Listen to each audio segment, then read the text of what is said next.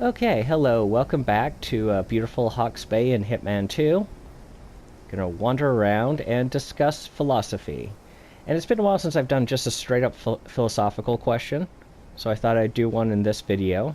This one being the big question: what is the meaning of life? So, there is a scripture within the Book of Mormon which I think provides the answer. And it reads in part, men are that they might have joy. Men in this context meaning both men and women. Everyone exists to have joy. So, so the question is, what is joy? How can we have it? How does this work? And really, is that a good enough meaning for life? So first off, I want to make a distinction here. It's not happiness, nor is it instant gratification. Joy is something very, very different. So instant gratification is, when we do something that instantly feels good, but that we may regret it. For example, a married person having an affair. Now, that it might be fun for the moment, but what happens? What can happen? Well, the affair can be discovered. It could lead to the breakup of the marriage. You could lose custody of your children. Not only that, but it could affect your standing in the community amongst the people you know around you, your peers, your friends, all for a quick moment of fun, basically. So, that's instant gratification doesn't provide, long-term happiness, long-term joy. And to a certain extent, happiness itself, well, a little bit more long-term, isn't quite the same as having this long-term joy. Joy is something that lasts a long, long time. So, for example, even though it takes a lot of work, a lot of time and effort, having a marriage and being true to your marriage vow, your marriage partners, and so on, having that sort of relationship in the long term, over the period of your life, is probably going to be a lot more satisfying than having a quick affair within your marriage. You'll have a good relationship, you'll have children, you'll have you'll have stability basically in your life, and you can find happiness and joy just from all this stability that will be in your life. So yeah, there is a difference between joy, happiness, and instant gratification. Happiness lasts a little longer than instant gratification, but it ultimately it's an ephemeral thing. It fades very quickly. And joy lasts a long time, even though it's a lot of hard work to it and not always very fun. So most women I've met, and men too, who have had children, they describe childbirth, both men and women. Women go through more physical pain. Men go through a lot of emotional stress during the time. At least, in a good relationship. I should qualify that, shouldn't I? They describe it as joyful. The end result is, they have a child of their own. It's a joyful occurrence, but you're not exactly laughing in the middle of it. You're actually, either, if you're a man, very, very stressed out. If you're a woman, you're in a lot of physical pain and probably very stressed out too. So there's a lot going on there. And then raising children, there's a lot of stuff to do with raising children. I don't have children, but I have worked with children a lot. I draw the line at changing diapers. I will not change diapers for any child who is not my own. So, and when the child is my own, we'll discuss it then. But, I've done a lot of work with children of all ages, from, a baby on up to, teenager. And there's a lot of time and effort that goes into raising children. And just working with children. And sometimes you'll have to do things that you would prefer not to do. It's not fun when you have to, punish a child, when you have to give a child even just something simple like a 2-minute timeout. Can be really stressful for you, and really not a fun thing at all.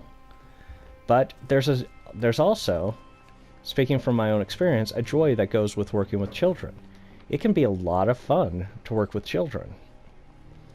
And so, it's joy is something that's the thing. It's nowadays people seem to confuse this whole thing that happiness needs to be everyone having fun all the time.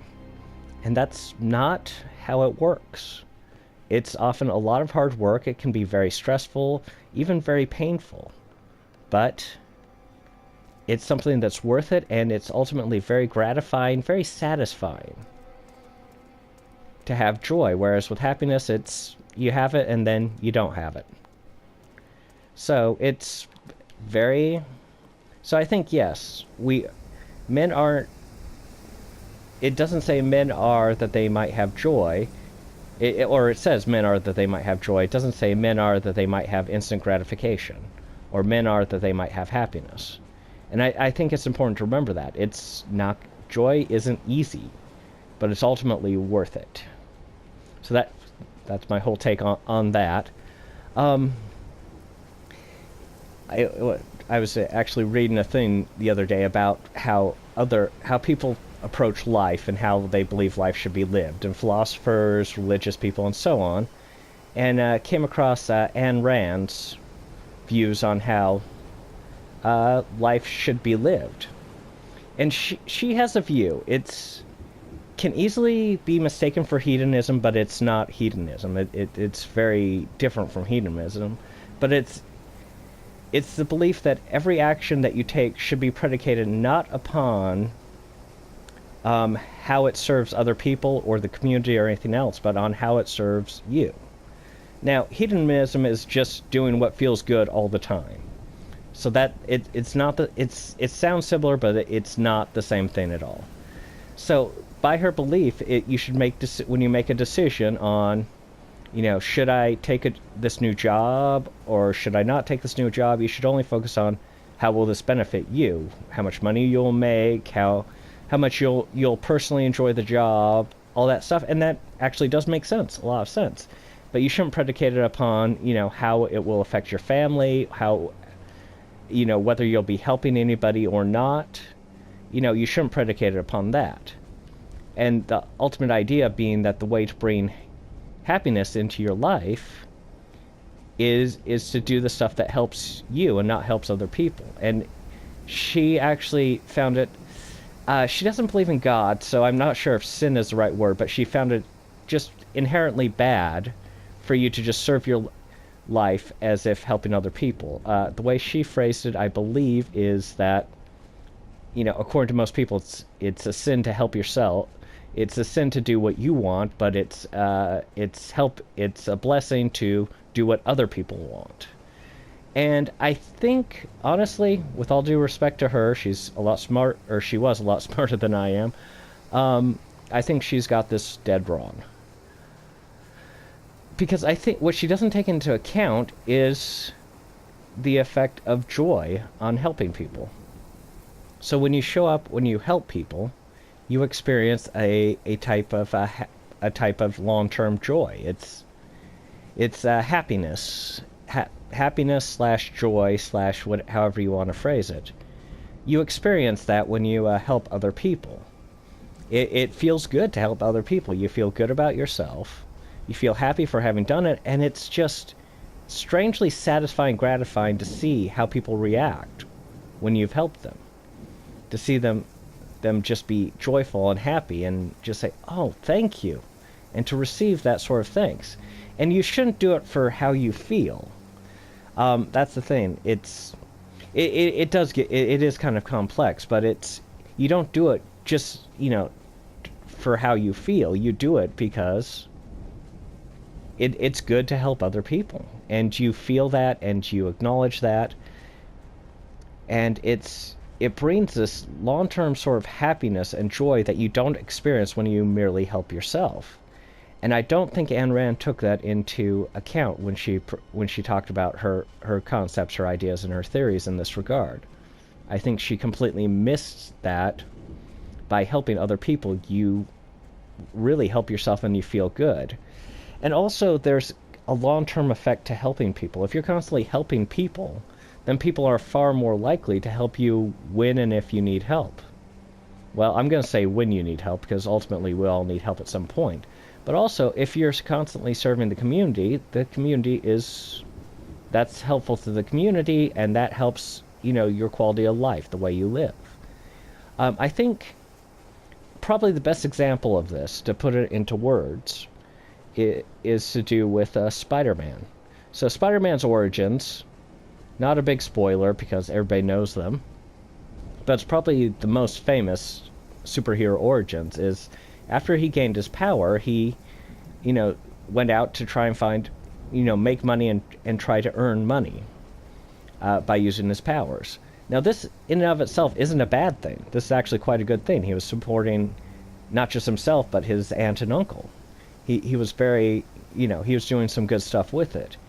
And indeed, even after his origins, he actually did, for a little while, attempt to earn money. He did attempt to do the same thing and earn money by, being going out on stage and showing his abilities and so on. But was stopped because of public disapproval of him as Spider-Man. But regardless, he was doing this to earn money. He had really good reasons to earn the money to do the right thing, to do this. But ultimately, his focus had become far too narrow. He focused only on himself, his immediate family, basically, himself, his aunt, and his uncle, to the exclusion of all else. He excluded everyone else in his sphere to the point where when a burglar, a robber, runs past him, he won't even lift a finger to stop the robber. He just lets him go by. And he gets a very painful lesson in how everything is connected. Every event, everything we do is connected with each other. And in that the robber then went out and killed his uncle. And it was a very harsh lesson for him, but it's ultimately, it made him realize that by serving the community, he's actually helping himself. Had he stopped the robber, had he served the community in that moment and stopped the robber, his uncle would be alive. And it's a very sharp lesson, I think, to all of us, that when we help the community, we're helping ourselves, ultimately, because we are part of this community. And Spider-Man understands that. And Spider-Man's had a lot of ups and downs in his life. He's, if you look at pretty much all comic book characters have, really hard lives. And Spider-Man has had a hard life.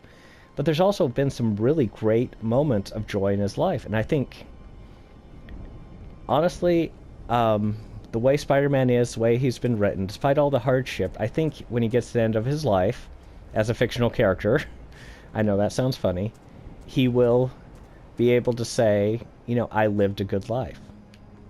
And I think that's ultimately the joy that we should experience when we get to the end of life and we feel satisfied, joyful, and that we've lived a good life. And I think that's really my reasons why that one scripture, I think, more than anything else that's been written about the meaning of life, that just one line, men are that they might have joy, and I will add, men and women are that they might have joy, by and far gives us the meaning of life and how we should live our lives. So anyway, that's my take on the meaning of life. Let me know what you think about this. Like and subscribe, and I will see you in the next video. Bye.